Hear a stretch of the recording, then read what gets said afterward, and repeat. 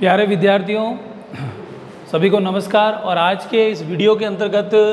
जो मृदा संरक्षण की जो विधियां हैं उनके बारे में अध्ययन करेंगे हम लोग। और इसके अंदर 3 प्रकार की विधियों को हम काम में लेते हैं। पहली जो विधि है वो है सस्य संबंधी विधियां, यानी कि जब हम किसी खेत में फसलों के उत्पादन के लिए जो भी प्रक्रियाएं अपनाते हैं और उन प्रक्रियाओं के द्वारा मृदा का हम संरक्षण करते हैं, तो उसके अंतर्गत जो जो विधियां हैं उसके अंदर सबसे पहली विधि है समोच्च खेती, यानी कंटूर बना करके फसल को बोना, ताकि उस स्थान पर मृदा का संरक्षण किया जा सके। और दूसरा जो बिंदु है इसके अंदर वो है भू परिष्करण का, यानी कि जब हम खेती करते हैं तो गहरी जुताई करने से क्या हो जाता है, उस मृदा के अंदर जो खरपतवार है उस पर नियंत्रण होता है, साथ ही साथ मृदा के अंदर उपयुक्त नमी बनी रहती है। और उस मृदा के अंदर जब 2 से 3 बार गहरी जुताई की जाती है तो ऐसे में जो भी पोषक तत्व हैं उनका समान रूप से वितरण हो जाता है। साथ ही साथ उपयुक्त ढलान रख करके हम क्या करते हैं, मृदा को संरक्षित करते हैं, ताकि उस खेत के अंदर नमी में किसी भी प्रकार की कोई कमी ना आने पाए और मृदा जो है वो भौतिक रूप से एक स्थान से दूसरे स्थान पर स्थानांतरित न होने पाए। तीसरी बात जो है पलवार, जिसे हम मल्चिंग कहते हैं, मल्च बिछाना, जिसे कि जब खेत के अंदर नमी को बनाए रखना है, यानी कि ऐसे स्थान जहाँ पर तेज धूप पड़ती हो और जहाँ पर छायादार वृक्ष नहीं होते हैं, तो ऐसे में हम उस खेत के अंदर क्या करते हैं कि पूर्व में बोई गई जो भी फसलें हैं उन पूर्व में बोई गई फसलों को, पादप अवशेषों को हम क्या करते हैं उस पूरे खेत के अंदर बिछा देते हैं, पत्तियों को बिछा देते हैं, जिसके कारण उस खेत के अंदर उपस्थित जो नमी है उसका शीघ्र वाष्पीकरण नहीं हो पाता है और मृदा के कणों के द्वारा उस नमी को रोके रखा जा सकता है। चौथा जो बिंदु है जिसके अंतर्गत हम फसल चक्र के बारे में अध्ययन करेंगे कि जब भी हम किसी खेत के अंदर फसल चक्र का सही तरीके से इस्तेमाल करते हैं तो ऐसे में हम उन फसलों को बोने पर ज़्यादा ध्यान देते हैं जो घास कुल की होती हैं, यानी ग्रेमिनी कुल की, पोएसी कुल की जो फसलें हैं उन फसलों को हम खरीफ के मौसम में बोते हैं, या जो दलहनी फसलें हैं उनको बोया जाता है। तो दलहनी फसलों की जो जड़ें हैं उनकी जो जड़ों में गांठें होती हैं और ये मृदा के कणों को जकड़े रखने में सहायता करती है। तो ऐसे में हम फसल चक्र का सही इस्तेमाल करके हम सस्य संबंधी विधियों को अपना करके हम मृदा का संरक्षण कर सकते हैं, यानी कि मृदा को किसी भी प्रकार से होने वाली हानि से बचाया जा सकता है। मृदा के कण जो है वो बंधे रहे, क्योंकि जब वनस्पति आच्छादित अगर क्षेत्र होगा तो वहाँ से वायु के द्वारा जो कि एक प्राकृतिक शक्ति है, जल के द्वारा जो कि एक प्राकृतिक शक्ति है, इन प्राकृतिक शक्तियों के माध्यम से उस मृदा का क्षरण नहीं हो पाता है और इसके कारण उस जगह पर नमी को बनाए रखने के लिए, यानी शीर्ष मृदा के नीचे की तरफ जो मृदा पाई जाती है जिसे हम अधो मृदा कहते हैं, टॉप सॉइल के नीचे की तरफ जो मृदा पाई जाती है जिसे हम क्या कहते हैं, अधो मृदा कहते हैं। और उस अधो मृदा के अंदर नमी को खो देने के कारण धीरे धीरे क्या होता है कि मृदा की जो कण है वो आपस में जो सतही आकर्षण बल है वो अलग हो जाता है, कमज़ोर पड़ जाता है। मृदा के कण नमी के अभाव में स्वतंत्र हो जाते हैं और वायु और जल के द्वारा क्या हो जाता है, उनका क्षरण होने लग जाता है। तो इस प्रकार से मृदा को इन प्रक्रियाओं से रोकने के लिए हम मृदा का क्या करते हैं, संरक्षण करते हैं। मृदा के संरक्षण के कारण मृदा के उपजाऊपन में, मृदा की उर्वरा शक्ति में भी सुधार होता है, मृदा की भौतिक दशा सुधरती है और उस मृदा के अंदर इन सस्य संबंधी विधियों को अपना करके हम क्या कर सकते हैं, मृदा का संरक्षण करते हैं। 5वां जो पॉइंट है जिसे अपन पट्टियों में फसल को बोना, ठीक है ना, जैसा कि ऐसी फसलें जो घनी और सघन होती हैं और फसल को हम क्या करते हैं, ढाल के विपरीत दिशा में हम उनको समानांतर या ढाल के विपरीत दिशा में लंबवत उनको क्या करते हैं, बोते हैं। और ऐसी फसलें जिनको जो कि अधिक पानी को चाहने वाली होती हैं या कम पानी को चाहने वाली फसलें होती हैं, उन फसलों को हम क्या करते हैं कि समानांतर पट्टियों के रूप में उनको बोया जाता है। तो पट्टियों में बोने से क्या होता है कि जब ढलान के लंबवत जब किसी फसल हम किसी खेत की जुताई करते हैं तो ऊंचाई से नीचाई तक पानी जो बह कर के आता है तो मृदा के कणों को साथ में बहा करके लाता है, पोषक तत्वों को भी बहा करके साथ में लाता है। तो तराई वाले क्षेत्रों के अंदर जहाँ पर समतल भाग में ये मृदा पहुँचती है तो उसके कारण अगर लंबवत अगर दिशा में अपन उसको बोते हैं तो वो एक तरह से उसके लिए पानी के लिए बाढ़ का काम करेगा, उस बाढ़ या बैरियर का काम करेगा, जिससे कि मृदा को आगे बहा कर ले जाने में वो पानी अक्षम हो जाएगा। और ऐसी कंडीशन में, असमर्थ होने की कंडीशन में हम क्या करते हैं कि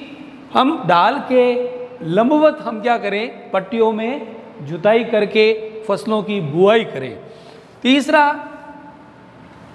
जो तरीका है इसके अंतर्गत, सस्य विज्ञान के अंतर्गत हम बात करें तो घास संबंधी जो उपाय हैं, इन उपायों को अपना करके हम क्या कर सकते हैं, किसी भी वनस्पति रहित जो क्षेत्र है, जो वनस्पति आच्छादित नहीं है, जहाँ पर किसी भी प्रकार की वनस्पति नहीं पाई जाती है, जहाँ छायादार वृक्ष नहीं होते हैं, या ऐसी नग्न भूमि जहाँ पर वनस्पति के अभाव के कारण क्या होता है, धीरे धीरे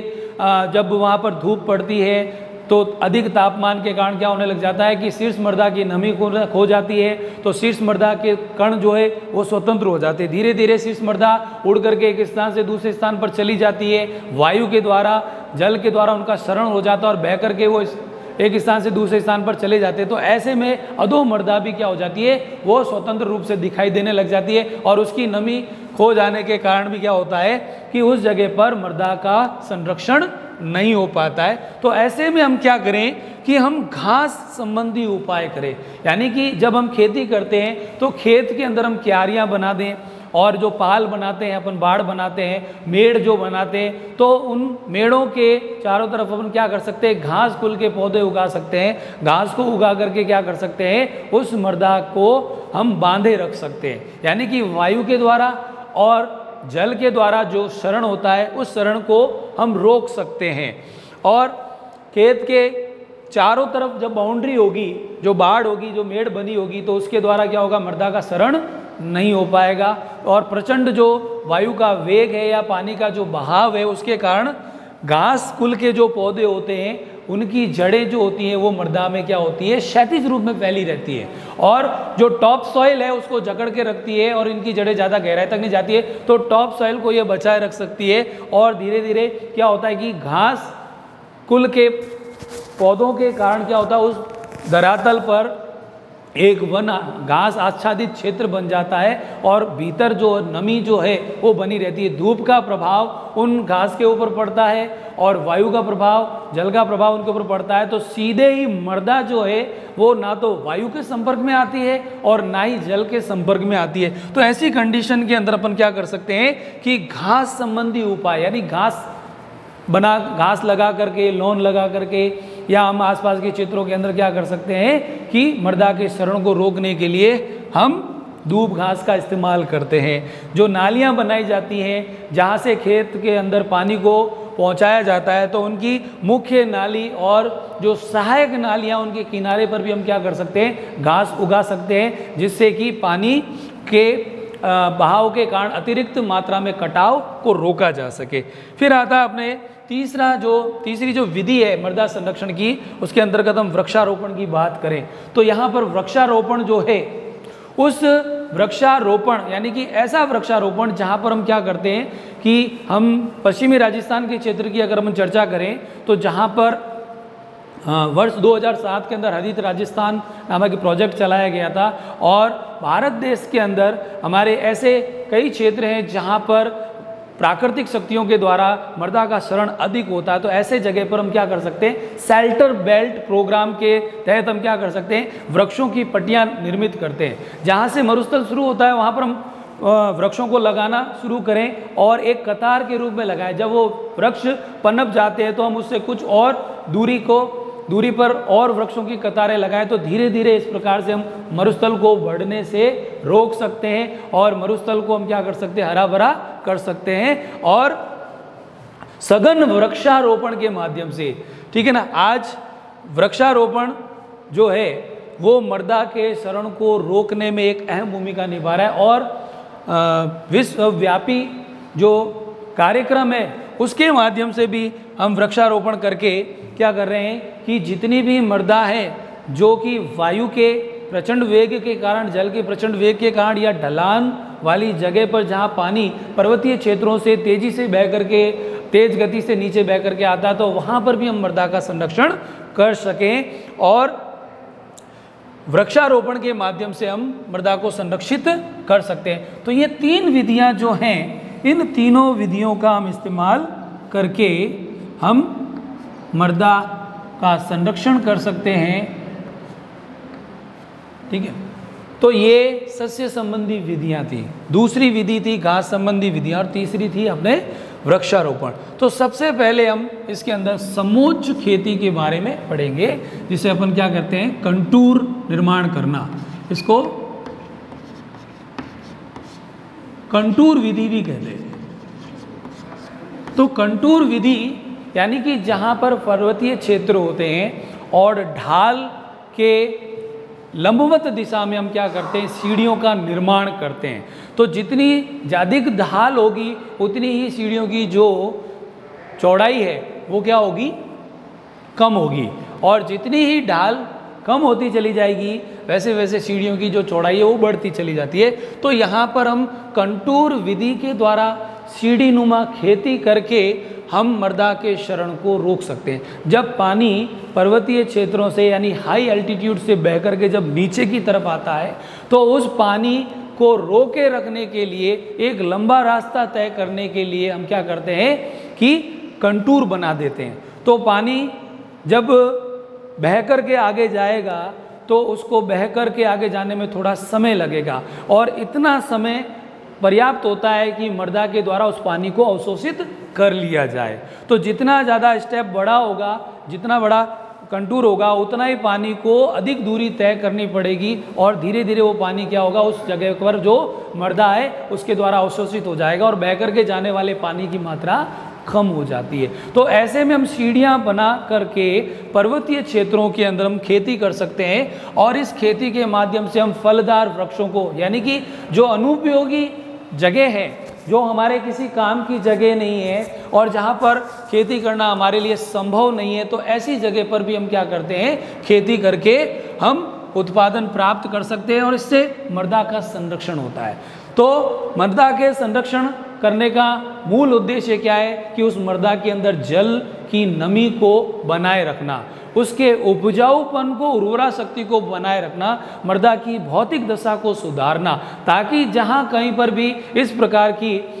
विधि को अपनाया जाए तो वहाँ पर पेड़ पौधों के माध्यम से जो भी उस पादप के अवशेष हैं, जो टहनियाँ हैं, जो शाखाएँ हैं, पत्तियां हैं जो टूट करके गिरती हैं, तो उस जगह पर गिरने के पश्चात उस मृदा को आच्छादित कर लेती हैं, ढक लेती हैं, कवर कर लेती हैं और उसके बाद में धीरे धीरे शनै शनै जो सूक्ष्म जीवी अपघटन की प्रक्रिया होती है उससे ह्यूमस का निर्माण होता है और ये ह्यूमस जो है उस मृदा की दशा को सुधारती है, मृदा के गठन को सुधारती है, मृदा का जो कणाकार है उसके अंदर सुधार होता है और इस प्रकार से मृदा जो है वो उपजाऊ होकर के अच्छा उत्पादन प्रदान करने में सक्षम हो जाती है। दूसरी विधि के बारे में हम सस्य संबंधी विधि के बारे में अध्ययन करते हैं जिसे अपन भू परिष्करण कहते हैं, टिलेज। ये एक प्रकार की सस्य विधि है जिसके माध्यम से हम क्या करते हैं, किसी भी कृषि योग्य भूमि की हम दशा को, उसके गठन को सुधारते हैं और उसके अंदर 2 से 3 बार गहरी जुताई करते हैं। 2 से 3 बार गहरी जुताई करने के उपरांत उसके ऊपर हम पाटा फेर देते हैं और पाटा फेरने से क्या होता है कि उसके अंदर जो नमी है वो बरकरार रहे, ताकि अधो मृदा जो है वो सीधे ही धूप के प्रकाश के संपर्क में नहीं आए और ऐसे में नमी का ह्रास हो सकता है और ज़्यादा गहराई तक जब हम जुताई करते हैं तो खरपतवार नियंत्रण होता है और ऐसे में हम किसी फसल के अंदर उगने वाली खरपतवार को क्या कर सकते हैं, कंट्रोल कर सकते हैं। और दूसरा इसके अंतर्गत हम क्या कर सकते हैं कि मृदा के अंदर जो पोषक तत्व हैं उन पोषक तत्वों का समान रूप से वितरण कर सकते हैं, एक उपयुक्त ढलान रख सकते हैं, मुख्य सिंचाई नाली का निर्माण करते हैं और उसके अंदर निकास की उपयुक्त प्रणाली को हम क्या करते हैं, ध्यान में रखते हुए उसके अंदर निकास मार्ग का निर्माण करते हैं। तो ये भू परिष्करण यानी कि यानी जमीन यानी जिसके अंदर जो मृदा है वो उचित या उपयुक्त दशा में नहीं है, अनुकूल दशा में नहीं है, तो उसको अनुकूल बनाने के लिए हम क्या कर सकते हैं, उसके अंदर ऐसी प्रक्रियाएं अपनाएं जिसमें कृषि यंत्रों का सहारा लेकर के हम क्या करते हैं, उस भूमि को सुधारते हैं ताकि उसके अंदर जो भी बोई जाने वाली फसल है वो अधिक से अधिक उत्पादन प्रदान कर सके। और साथ ही उपजाऊ भूमि के ह्रास को भी हम रोक सकते हैं। अगर उसके अंदर हम दलहनी फसल को बोते हैं या हम घास कुल के पौधों की फसल को बोते हैं तो मृदा के अंदर सुधार होता है, उसकी भौतिक दशा सुधरती है। तीसरा जो बिंदु है इसके अंदर पलवार, जिसे हम क्या कहते हैं, मल्चिंग कहते हैं।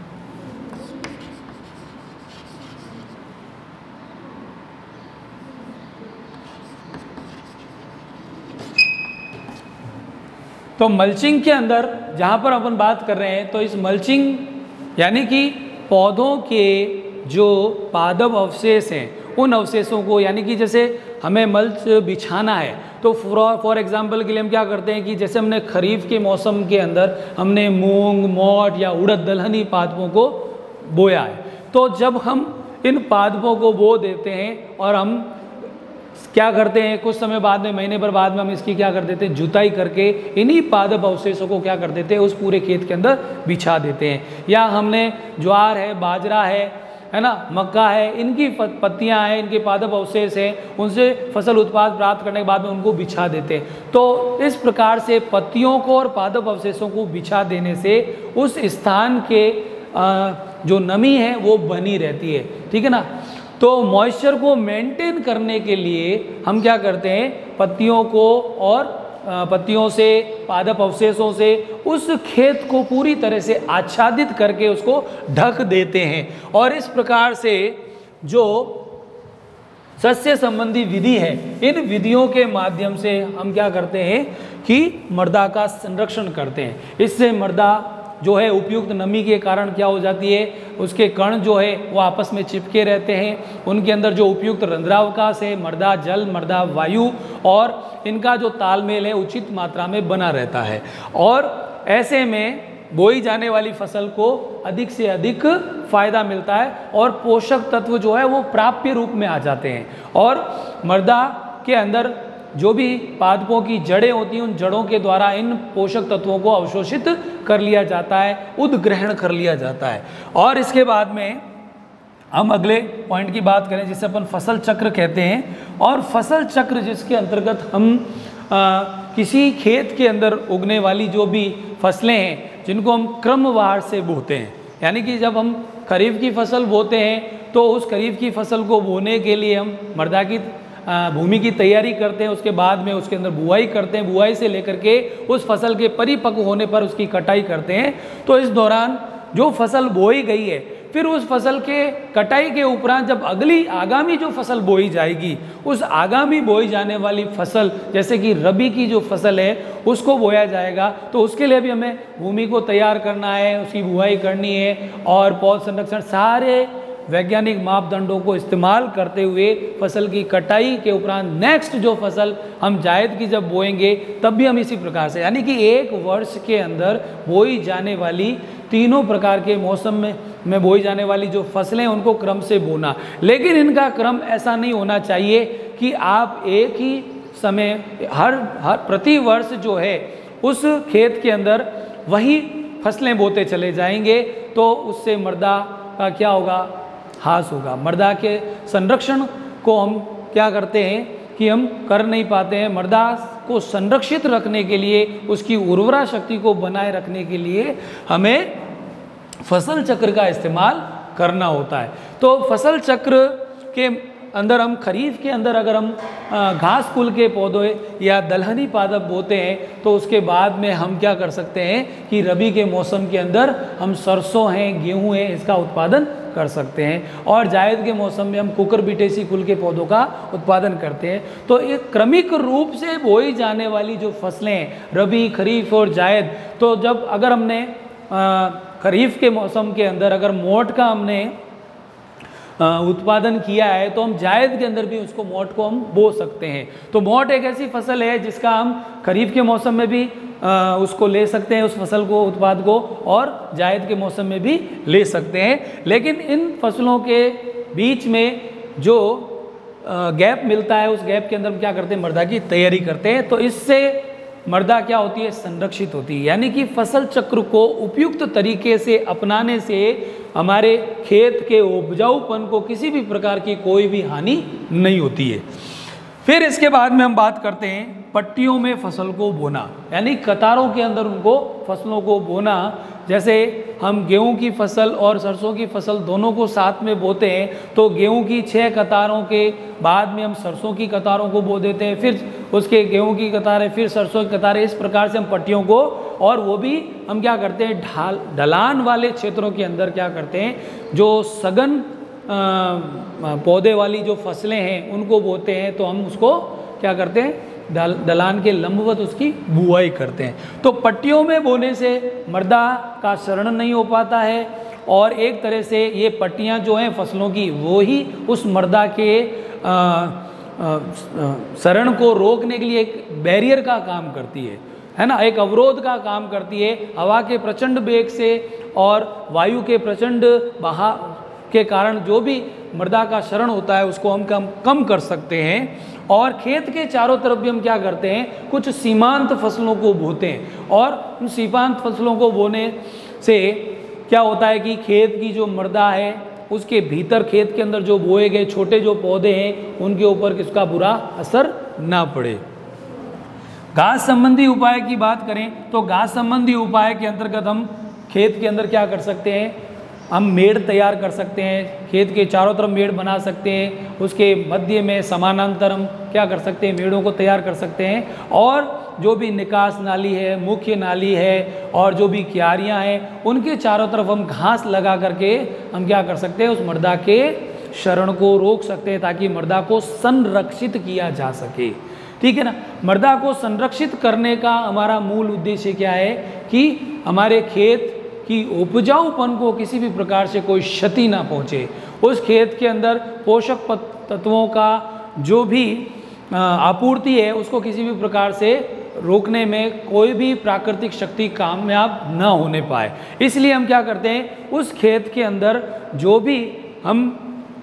कर्षण क्रियाएं करते हैं, भू परिष्करण करते हैं, तो वो वैज्ञानिक मापदंड के अनुसार होना चाहिए। ठीक है ना, और उपयुक्त ढलान होनी चाहिए उसके अंदर, और अधिक गहराई में अगर हम जुताई करेंगे तो खेत की उर्वरा शक्ति को नुकसान पहुंच सकता है। फिर अगले पॉइंट की अपन बात करें वृक्षारोपण की, तो वृक्षारोपण में भी हम यहाँ पर ऐसे वृक्षों की बात कर रहे हैं जो जिनका कैनोपी यानी कि जो शेडिंग एरिया है वो ज़्यादा होता है, छायादार होते हैं। तो उन छायादार वृक्षों को हम क्या करते हैं, खेत के जो कॉर्नर्स होते हैं, जो किनारे होते हैं, वहाँ पर हम उनको लगा सकते हैं, जिससे कि उस खेत के चारों तरफ जो एक बाड़ का निर्माण हो जाए और ऐसे वृक्ष लगाए जाएं जो कि खेत के अंदर उगने वाले जो पौधे हैं उनको सहारा प्रदान करने वाले, एक शरण प्रदान करने वाले हों। और सघन वृक्षारोपण जब किया जाता है तो वृक्षों की जो जड़ें होती हैं वो मृदा के कणों को बांधे रखती हैं और लंबे समय तक हम उस जगह पर क्या कर सकते हैं, मृदा को संरक्षित कर सकते हैं। अगर इसके विपरीत अगर हम देखें कि जहाँ पर वन अनाच्छादित क्षेत्र हैं तो वहाँ पर क्या होता है कि जो वायु